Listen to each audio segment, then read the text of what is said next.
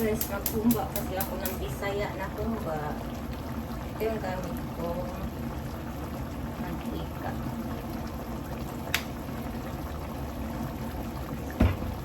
Sa black sesame oil.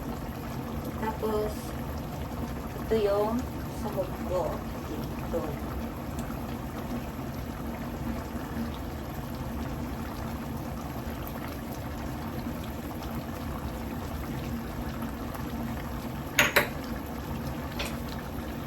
Gagawa ako ng sauce kasi pag nagumba kasi ako hindi ko minamarinate. Tinatanggalan ko na lang siya ng mantika. Pagkatapos gagawa ako ng sauce. Ito yung sauce gagawin.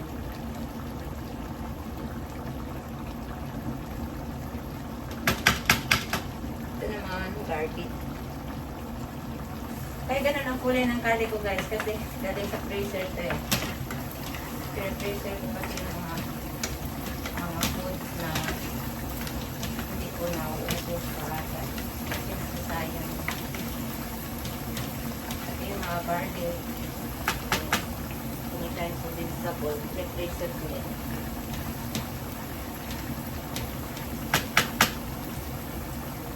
Tapos ito naman yung sugar. Brown ang ginagamit ko. Kasi hindi ako gumagamit ng mixing.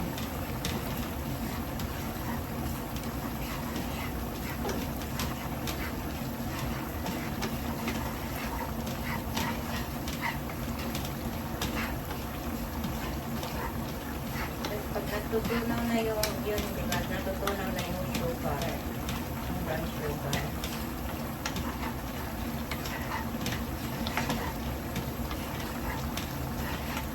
Ilalagay yung toyo. Hindi toyo sa utak ha. Soy sauce.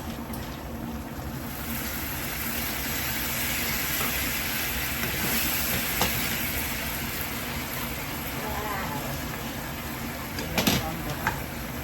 Tapos ito yung suka.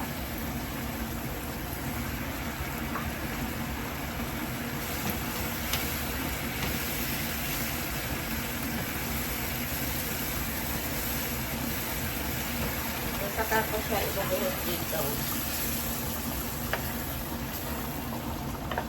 Yan yung pinaka-sauce niya.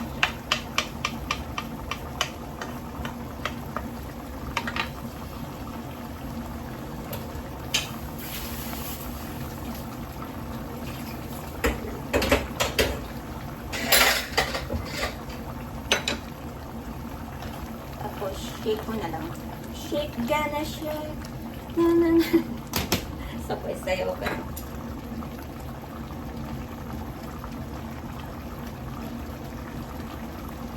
Dandahan lang kasi malambot na yung masyadong karne. Kaya pag marunong kayo mag-chopstick gamitin nyo para hindi madudurog yung karne.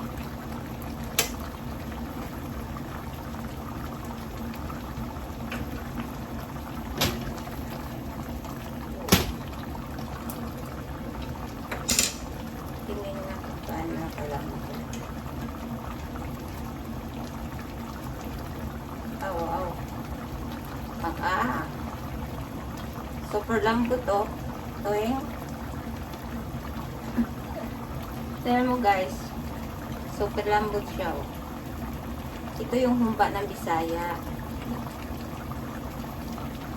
Lambot no. Humba Bisaya ito eh.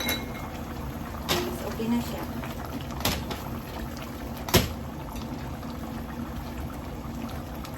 Kailan guys, ingat sa kolesterol ha. Huwag kumain ng marami. Kasi mataas ang kolesterol ito eh. Itong kumba. Ayun, luto na siya. Tatakpan ko na. Thank you.